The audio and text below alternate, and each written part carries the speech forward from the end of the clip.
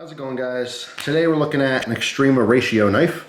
This one is the BF2, and I was attracted to this knife mostly because it's a tame version of their folder. And what I mean by that is that Extrema ratio, they do a lot of like extra tactical stuff. Their designs are super tactical. Well, they're Extrema tactical, to be honest. And I like this because this is more of a traditional looking knife, all right? Although I like weird, I like different, I do like a lot of their different models and stuff. This one just really stood out to be more of just a common design, a very easygoing design that a lot of people would be okay with and like. As opposed to some of their, like I said, extra tactical stuff, there'd be a smaller market for those types of knives. What also stood out about this one was this blade shape. Very, very interesting blade shape. There's almost no point on here just because there's so much curvature and belly up front. You know, knives are for cutting, and I don't recommend you use your knives to scrape. However, if you're just one of those people, you don't care, cheap or expensive, if you're using, you know, the tip of your knife to scrape things, I mean, this is just phenomenal at that particular job. But anyway, first let's talk about some specs. Actually, let's get this box out of the way. I did save the box, sometimes I don't. But there's the exact model, BF2 CD in black. All right, it's a cardboard box, got a nice metallic logo on the front. Foam insert, there's paperwork underneath here, a little oxygen absorber. All right, make sure that nothing gets messed up in shipping. All right, first this card. This shows the birth date. All right, it was lot 127. Made in 2017, and then TR is the initials for whoever happened to pack this. All right. This is in Italian, I believe. I mean, they're both in Italian?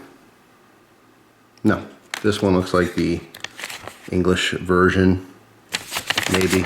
I don't even know if this is the same paperwork, two different versions of it. I see basic tips in English. Okay, these are two different papers, both in a bunch of languages. All right, this one shows maintenance and warranty information. Here's a warranty right there. You can pause there. There's the maintenance. All right, this one shows basic tips and sharpening. So moving on to some specs here. The blade is 3.2 inches long. I would consider this a modified drop point. You can see it's full flat ground. All right, the steel on here is a Bowler N690. Turn that around, you can see Extrema ratio on one side. Flip it over, it says made in Italy on the back. All right, as far as other markings, BF2. I'm not sure what this serial number is, but it makes it look more industrial, I guess, I don't know. But steel on here is a Bowler N690. It is not marked on this knife. N690 is just extremely common overseas. That's why they went with it. You might say, hey, why didn't they do this steel? Why didn't they do that steel? Well, it's just available. A lot of knives coming out of Italy use a Bowler N690. It actually holds up fairly well. I mean, I never really needed to sharpen this. After cutting a ton of cardboard, I did do just a couple passes on a strop with no paste, just bare leather. Something I've been kind of experimenting with. And it got it back to a pretty hair-popping edge. I did test this, by the way. I got this brand new, and I tested on that little machine that I have, and I think it scored a 164 the first time, and the second time was like a 170 something. So it's still, you know, fairly sharp out of the box. I mean, pretty darn sharp.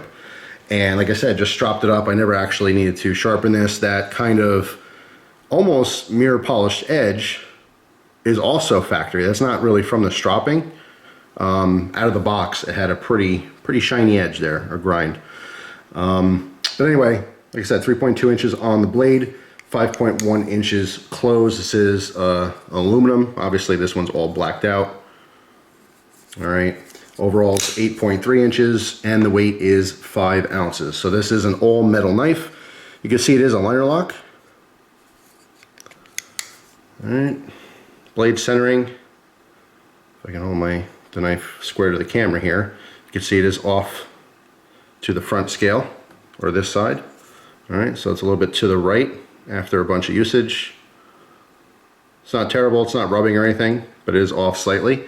I will say that I did adjust the pivot screw when I first got this. It was centered perfectly, but it was also just, I wouldn't say it was tight to open, but I wanted to flick it out, and it was too tight to kind of, you know, give it a good flick. So I did loosen it a little bit.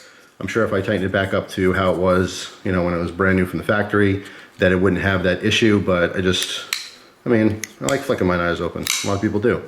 So I wanted to be able to do that, and that's what I did. I loosened it just a little bit. I didn't even use a screwdriver for this. You can see it is a flathead for the pivot hardware, which I really, really like. A lot of people, you know, people praise, like, let's say Emerson, because of the fact they use simple hardware, like Phillips head and flatheads. And people say, man, that looks cheap.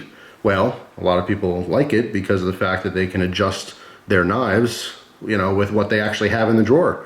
Most people have a Phillips head screwdriver or a flathead screwdriver. Not a lot of people have Torx bits. You know, if you're into knives at this point, you should probably have a set of Torx bits anyway, probably 2 sets.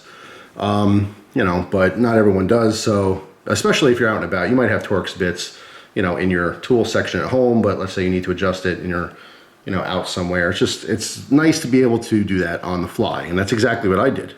I have a little tag from Blade HQ, Continue Mission, on my my keys. And it's just a little brass, you know, piece, and that happened to be flat. It worked totally fine to adjust this knife, so I could be able to flick it out. But anyway, even with the loosening of the blade so it's flickable, there is no play. Zero play, no side to side, no up and down. This thing locks up rock solid. All right, and as you can see, this one has a secondary lock, very similar to the CRKT locks system, where when you slide this lever over, it mechanically puts something in the way. You're rotating something behind the liner lock, so you cannot move this over. All right, so you cannot unlock this once you move that. All right, so there's no blade play or anything, and it'd be unlikely to accidentally hit this, especially because it's so small, which we'll talk about in just a moment here. But yeah, I mean, if you want that extra security, if you're one of these people that just, I don't know, I don't like liner locks, man. They're just not safe. They're gonna fail. Well, if you're that dude, well, this should probably ease your mind. Okay, so you see when you slide over, it does say lock. And you can see I'm doing this one-handed. All right, so when you open the knife, you can just reach around and manipulate that. You don't need 2 hands for it.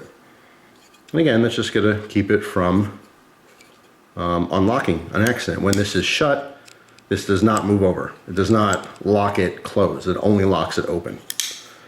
All right. Now, let's talk about this liner lock. That is the tiniest section of any knife, any liner lock I've ever seen. I mean, when I first got this, I was doing this. I was doing this a lot, and sometimes it worked because you could see, you could still grab the liner. I can grab down here and push the liner over enough to unlock the knife. It just feels weird, you know? It took a lot of getting used to carrying this knife and using it all the time to know to kind of reach up and put the very tip of my thumb right there, because you can see, I mean, there's plenty of cutout in the handle here to manipulate that. You know, it's easy to grab. It is, you know, jimped. It has jimping on the front, so it's textured and it is grabby, but it's just so small. And I'm not used to like using the tip of my finger and kind of reaching up in there to do that. Basically, I was opening it, using it, and then I was just using this entire bottom portion to unlock it, and it just kind of felt uncomfortable. But once I got used to knowing that's there, I'm very conscious of the fact that it is there. It actually works very nicely. And if anything, it's probably a pro as opposed to a con, just because being harder to unlock is probably a little bit safer. If it's really easy to unlock, well, maybe there's more of a chance of it accidentally unlocking when you don't want it to. But anyway, just worth mentioning. It might bug some people that is so small, but if you miss that and you have to go down here, it still works fine. You can unlock it down here. It's just harder because there's no relief cuts or anything in the handle. You have to basically dig in with your finger meat to unlock that. But if used properly, it works very nicely.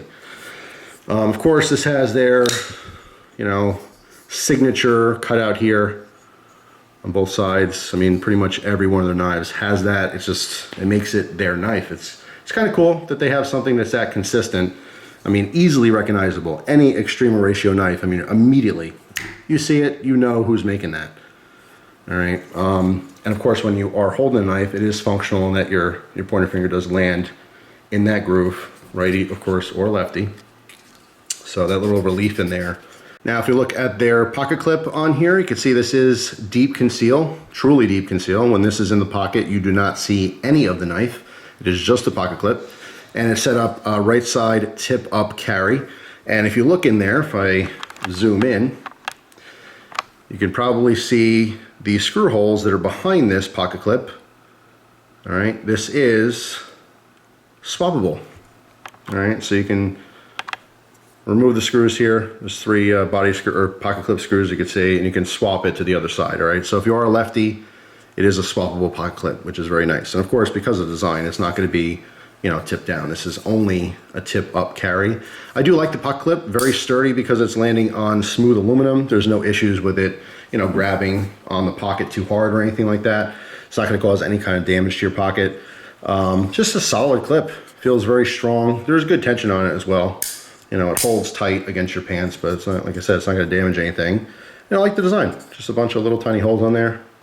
This is a good example of, you know, a designed pocket clip that doesn't look cheap. Some pocket clips, even on really nice knives, they tend to look cheap to me just because of, you know, people want to put some flair in there. Whether it's a company or a custom maker or something, they want to make it their own and make it different.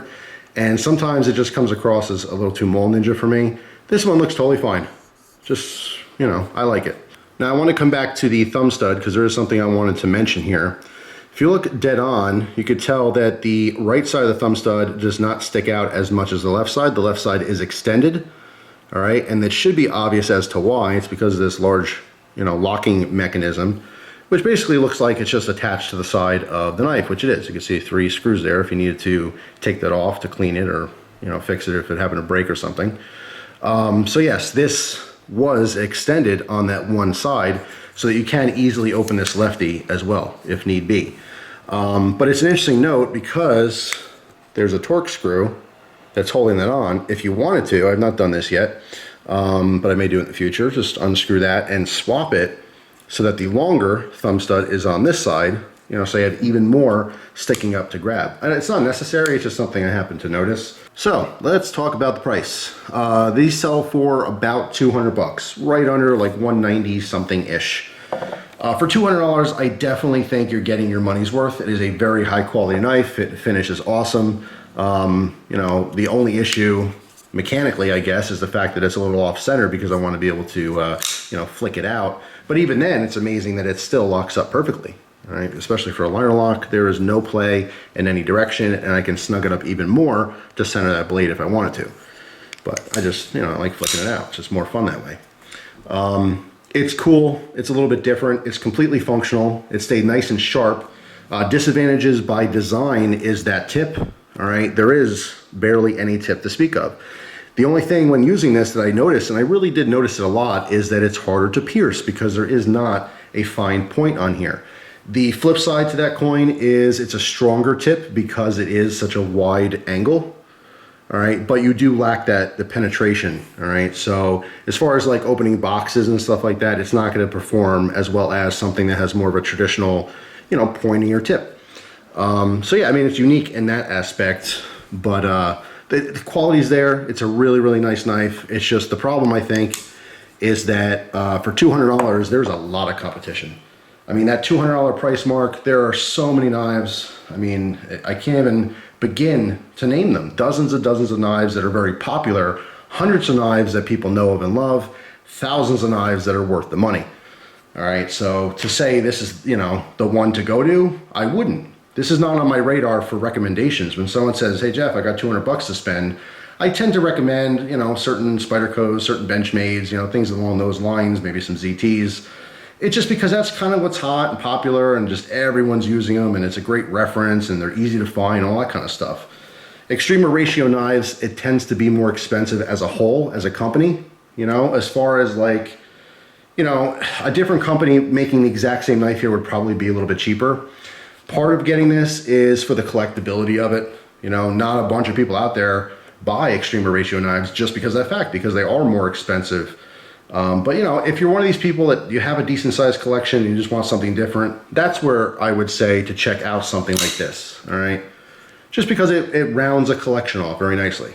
If you have 30 Spydercos, you know, 30 Benchmades, a bunch of ZTs, a bunch of this, bunch of that, you know, a couple of Chris Reeves, this, you know, this, that, and the other, that's when I would say, hey, check out this, it's different. You know what I mean? And that's why I like it. I like it because it's different. The locking mechanism is nothing new. There's been multiple companies that did their own version of basically, you know, a lock on top of a liner lock.